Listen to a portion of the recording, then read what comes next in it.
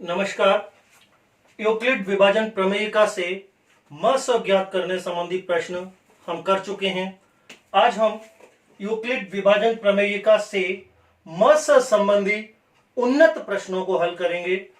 उन्नत प्रश्न का मतलब होता है हाई लेवल के प्रश्न। हाई लेवल मतलब उच्च स्तर के प्रश्न होते हैं। जो प्रश्न हमने म स ज्ञात करने संबंधित किए थे वो तो एल्गोरिदम यानी एक फिक्स विधि से संबंधित थे। अब जो हम उन्नत प्रश्न कर रहे हैं ये एक फिक्स विधि नहीं होगी, कुछ हमें अपना दिमाग लगाना पड़ेगा, यूज करना पड़ेगा। तो ऐसे प्रश्नों से हमें डरने की बिल्कुल जरूरत नहीं है।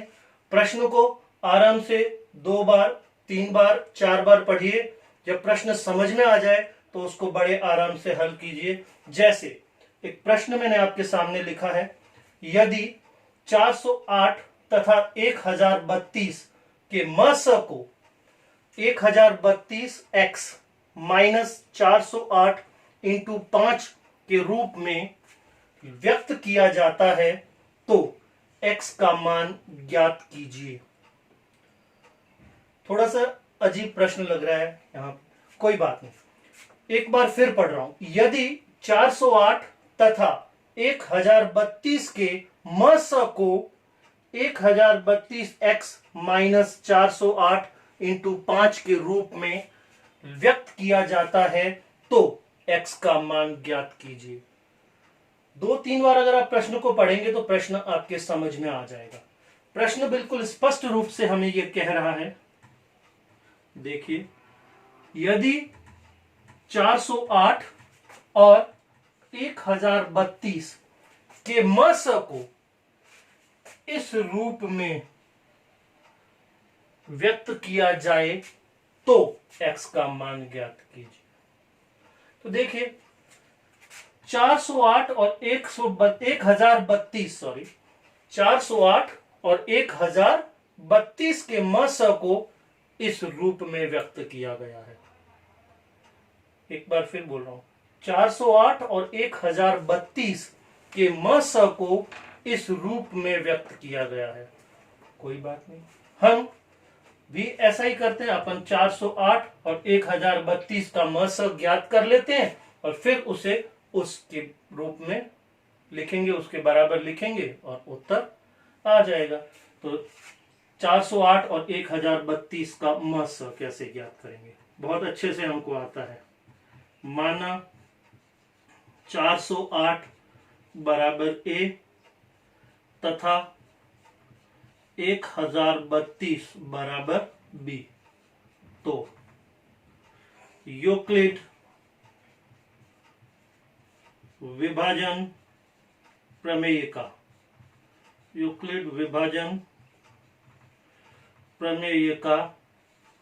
से a बराबर bq प्लस r, जहां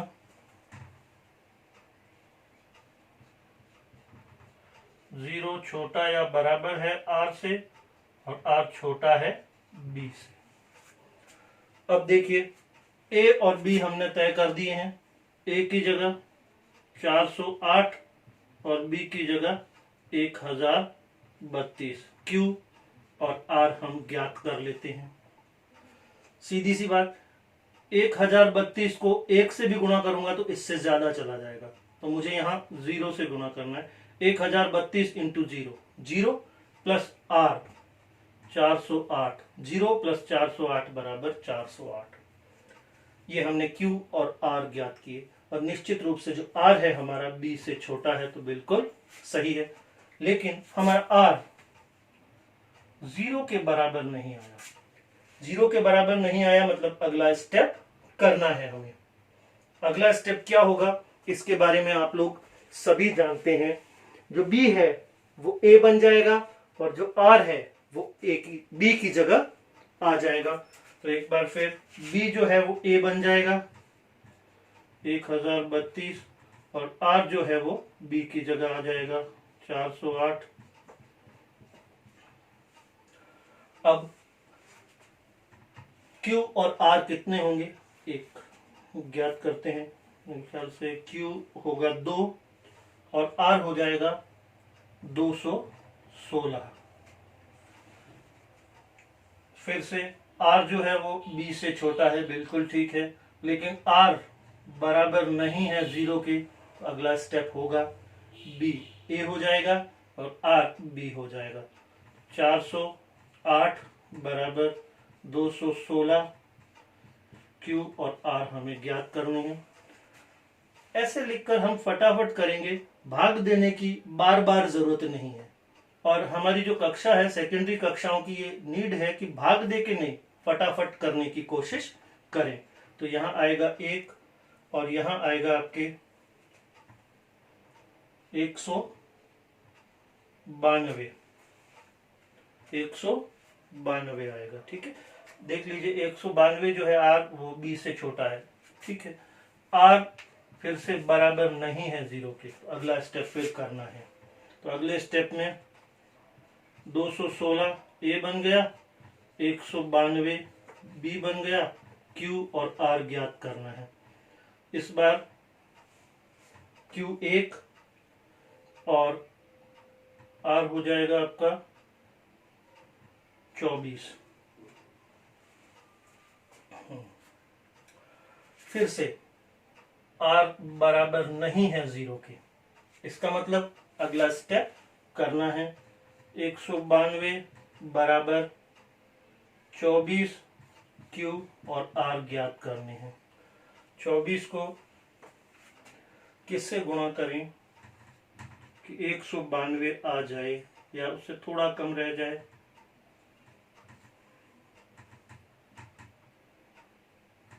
पूरा आ गया। 24 इंटू 8 192 और यहां आ गया 0। अब इस स्थिति में r बराबर 0 आ गया है, इसका मतलब इस स्टेप में ही हमारा म स भी आ चुका है। और हम सब जानते हैं इसमें जो अंतिम b है वो हमारा म स है। तो म स किसका 408 और 1032 का म स बराबर 24। ये हमने हमारा म स ज्ञात कर लिया। और इस म स को इस रूप में लिखने पर x का मान ज्ञात करना है। अब हम अपने इस म स को जैसा प्रश्न कह रहा है, प्रश्नानुसार हमारा जो म स है उसको किस रूप में लिखना है। 24 को 1032 किसके बराबर है, 1032x माइनस 408 इंटू 5 के रूप में। देखिए इन दोनों संख्याओं के म स को इस रूप में लिखने पर, तो हमने भी वही काम किया, हमने म स ज्ञात कर लिया और उसको उस रूप के बराबर लिख दिया। तो एक सरल समीकरण बन गई जिसमें एक ही अज्ञात राशि है। समीकरण को हल करेंगे तो उस अज्ञात राशि का मान आ जाएगा। देखिए 24 बराबर 1032x माइनस 2040 या 24 प्लस 2040 बराबर 1032x। ये माइनस 2040 था, इसका पक्षांतरण किया क्योंकि इधर भी अचर पद था, ये भी अचर पद है, दोनों अचर पद पास में लाए, पक्षांतरण किया तो ये माइनस का चिन्ह प्लस में बदल गया।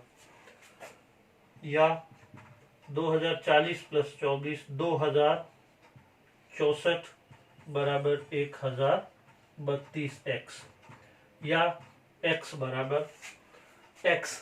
ये जो है x का गुणांक है, तो गुणांक जब पक्षांतरण होगा तो यहाँ भाग में आएगा। एकल गुणांक है, एकल गुणांक का जब पक्षांतरण होगा तो भाग में आएगा। तो ये हो जाएगा 2064 बट्टे 1032। तो x बराबर 2064 में 1032 का भाग लगाएंगे तो 1032 से ये दोगुना है तो 2 आ जाएगा। अतः x बराबर 2, ये हमारा उत्तर, x का मान आ गया 2। इस तरह से थोड़ा सा अगर हम दिमाग लगाएंगे तो उन्नत प्रश्नों को भी बड़ी आसानी से हल कर सकेंगे। धन्यवाद।